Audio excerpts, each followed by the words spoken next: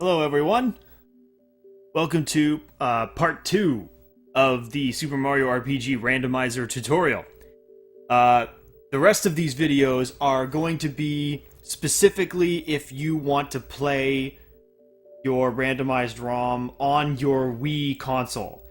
And the reason that you would want to do this instead of playing it on a PC-based emulator is that you can hook your Wii, if you hook your Wii up to a CRT TV like I've got here, along with my capture card for my, NES and Super Nintendo games that I stream, running this on a Wii gives you less input delay than a PC-based emulator will have, and a overall, more stable frame rate. And playing it on a CRT adds no input lag to the video output there, like you might have on a PC monitor or a TV if your PC's hooked up to your TV, like mine is. So, playing this on the Wii is as close as you can get to playing it on an actual SNES. And the reason that we have to do this is because Super Mario RPG does not work on any Super Nintendo flash cart that currently exists, because it utilizes a special enhancement chip like some Super Nintendo games do, called the SA1 chip. And there is no flash cart on the market right now that supports the SA1 chip. So in order to play the randomizer or any ROM hack of Super Mario RPG, like, for example, Super Mario RPG Armageddon, kind of a popular one to try, you have to play it using a method like this. It's the only way. If we get a flash cart that has SA1 support someday, then this will all be obsolete, because we'll probably just all get that. But until then, this is what we're doing. So, there's a couple of options for how you can play this on your Wii. And I may as well cover them right now. So, the first option, the easiest one, is to use an emulator on your Wii. And the one that we recommend for that is RetroArch, or RetroArch. Not sure if it's Arch or Arc, but RetroArch is a multi-platform, multi-system emulator that is quite handy and very good. If you're playing on a PC emulator, it's a good one to use on the PC version of that as well. But there is a version for the Wii as well, and that would be what we recommend. It's probably one of the only emulators really on the Wii that you can play. And in order to do that, you need to run it as a homebrew software on your Wii, if you know anything about Wii hacking and homebrew. The other option that we have, that is the recommended option now that we've figured out how to make it work for both Japanese and English, is to do something called WAD injection. And what that is it's utilizing the Virtual Console versions of the games. Super Mario RPG was released on the Virtual Console for both the Wii and Wii U systems. And in fact, if you don't have a Super Nintendo, playing it on the Virtual Console is the best way to actually play the game because of the aforementioned lower input lag, etc., etc. So, the Wii Virtual Console in particular is quite good. It has very little input delay on the emulation, for at least for Super Nintendo games. It's quite good. So, what WAD injection is it is taking a ROM that is different than the one that comes with that Virtual Console game, and the WAD file, which is this packed up file that your Virtual Console game is stored in, along with the emulator and all sorts of other stuff like the manual and images and etc., and injecting that ROM file into that WAD and then installing it on your Wii and running it. And what that does is it essentially lets you run any ROM that you want, either a ROM for a different game or a ROM hack for this game or what have you, and it lets you run it as if it was a legitimate Virtual Console game, using the Virtual Console emulation system, which is as close as you can get to an actual Super Nintendo. So that's the more recommended way, because if you're going to go through the trouble of playing this on your Wii, you're going to have to do a bit of work in order to get RetroArch working in the first place. So if you're going to go this far, I think you may as well do the WAD injection, really, in my opinion. You just go the extra mile and get the absolute best experience that you possibly can. So, We'll cover those two options and the exact steps for those in videos a little bit later on, because I'll have a separate video for each one depending on which one you want to do. But for this video, what we're going to cover is installing the Homebrew channel, because you have to do this no matter which of these two options you're going to use. And this is what lets you run Homebrew applications on your Wii. And if you've done any Homebrew backup stuff, hacking stuff on your Wii, you may have done this already.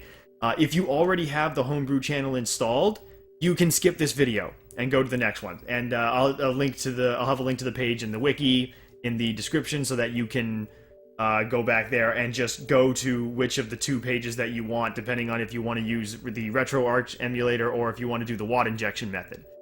So if you don't have the Homebrew channel installed yet, I'll show you how to install it in this video.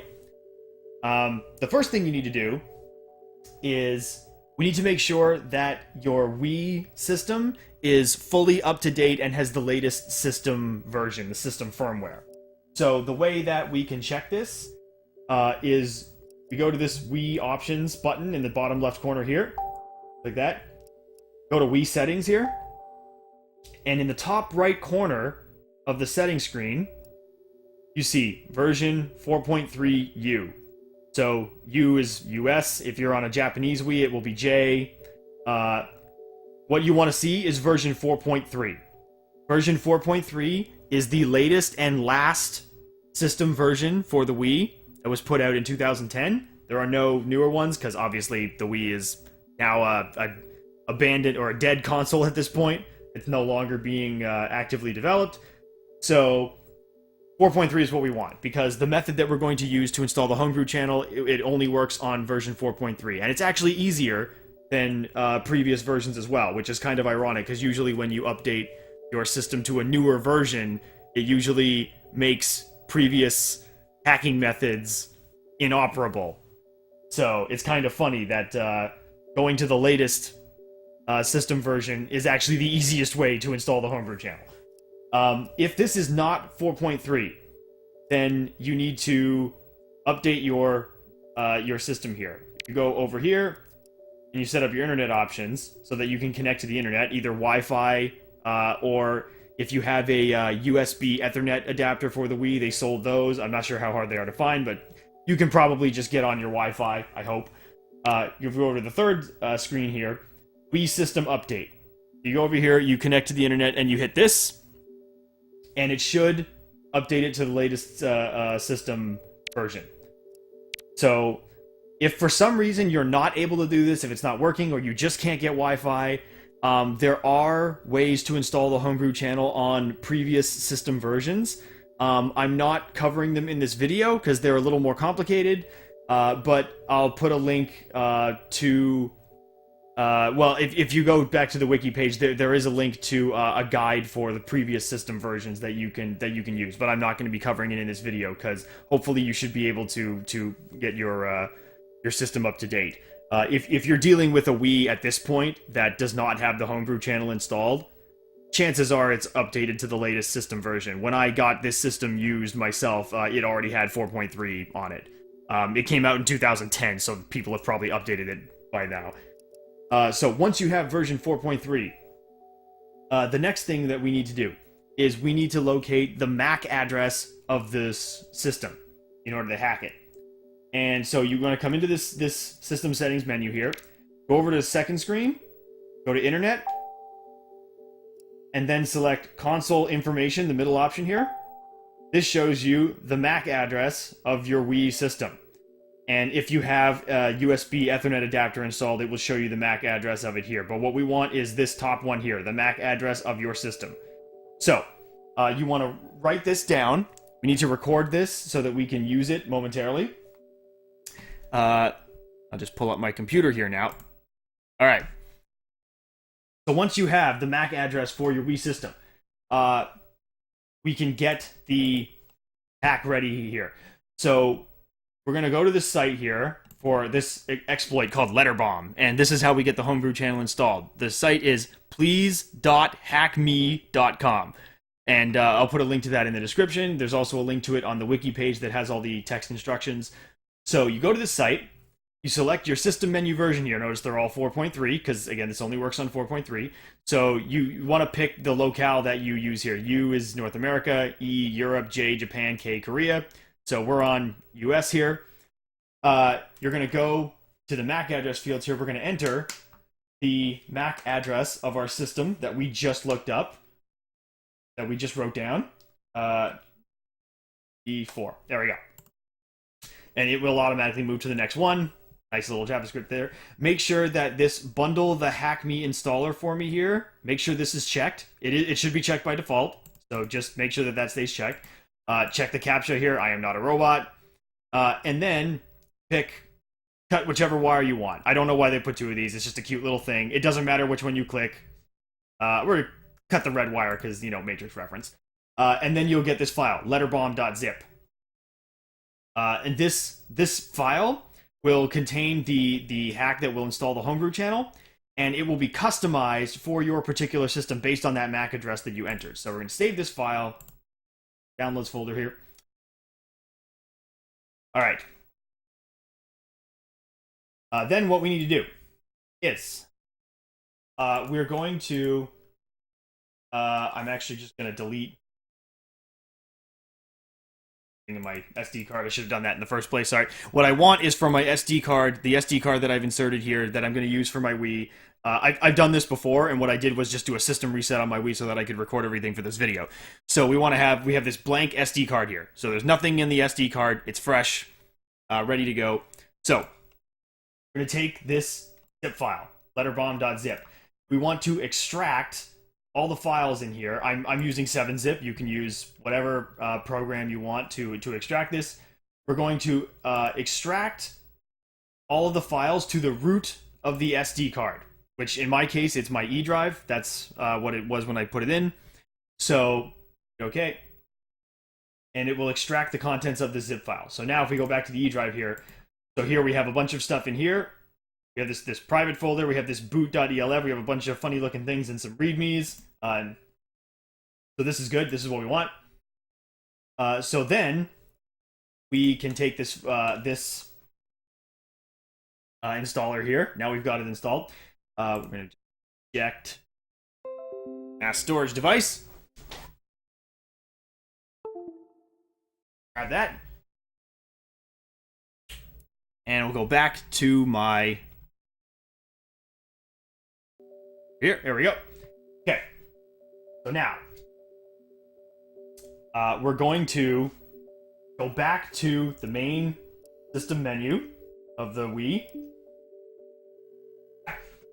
So now, take the SD card that we just unzipped that package onto there, and we're going to insert it into the SD slot on the front of the Wii. And there you go. It should appear. So now it's showing up here. So now, what should happen is we should see in this bottom right corner the Wii message board icon. We should get an unread message that shows up here. So if we go into this Wii message board here, might have to scroll around. There we go. Okay, you might have to go in and scroll back and forth the days a little bit in order to get it to show up. You get this one unread message notification. And it should show up either the current day or possibly the previous day, depending on your time zone, but probably the current day. You should see this unread message. This funny looking red envelope with a bomb in it, the SD card icon, this suspicious looking package. This is the payload that we just put on the SD card here. So click on this letter and we'll trigger the installer to start. And you'll see some sort of BIOS looking like stuff when your PC boots up. It's fine. This is normal. Nothing's wrong. Your Wii is not broken. So now you'll see a warning once it's done loading that if you paid for this software, it was a scam. Don't pay for this. This warning will sit on the screen for about a minute, I believe. So unfortunately, we have to sit and wait for that to do its thing.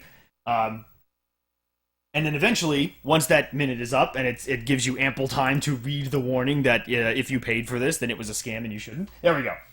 It's press 1 to continue. So now you can press the 1 button on your Wii remote, and we're in the main menu. All right, so this is the Hack Me installer. So here we see the first thing it does is it tells you what it can actually do here. So you should see the Homebrew channel can be installed. That's good. That's what we want. The second thing there, Boot Me, in this case, for my Wii system, it says it can be installed. However, for your Wii system, depending on how new it is or how recent it is, it may say that it can't be installed or that it can only be installed as an iOS, I think. The Boot Me thing is a alternate bootloader for your Wii. We don't have to install this in order to do the WAD injection and whatnot and play this the randomizer and stuff, play these ROM hacks. If you want to install it, you can. It's optional. What that bootloader does is it allows you to perform a backup of your system in case you decide to do some more crazy hacking stuff, or if you go around installing other WADs that you get from say less safe sources perhaps, and then something ends up screwing up your system. It allows you to do a backup so that you can restore that. You don't have to do it here. The stuff that we're doing is not particularly dangerous. But if you get more into Wii hacking and Wii homebrew, then that might be a good idea. So we want to hit A to continue. And then we have our options here. So on the main menu, we want to pick Install the Homebrew channel. And hit A. And install the Homebrew channel now. Go up to Yes, continue. This is just with the D-pad on the Wii remote that we use this. Choose Yes, continue. And it will install the Homebrew channel. Success! And once it once it's done, just hit A to go back to the main menu. You have the option to install or uninstall it. Like I said, if you go into Boot Me, then you get the Boot Me option here. Install it as Boot to or install it as iOS, and I've actually installed it before already. Again, like I said, this is optional. We don't necessarily need to do this for here. You can if you want. I'm not going to go into details about backing up your Wii and all that. There are more resources online for that you can look up. I'm just covering this what we need for the Mario RPG Randomizer stuff. So once we're installed the Homebrew channel, we go down, hit Exit, and then your Wii system will boot, and now we'll end up in the Homebrew channel. All right, pretty cool. So this is the Homebrew channel. It is empty right now because we haven't put anything in our SD card yet. So the way you get out of this, if you hit the home button on your Wii remote, it gives you the option to exit to system menu or shut down. So if you hit exit to system menu, then basically your system will reboot and you'll end up back at the main menu. And now we have something new on the main menu here. We have the Homebrew channel. There we go. So now, this is what we'll be using to do all of our further hacking and running further things. Regardless of whether you're doing the RetroArch option or the WAD injection option, you'll be using this Homebrew channel to do stuff. And that will be covered in future videos, in the other videos, depending on which of those methods you're doing. So that's it for this video. We've successfully installed the Homebrew channel, and that's what we came here to do. Again, there's a link to the wiki in the description with more details and links to these videos. And thanks for watching. I'll see you guys in the next one.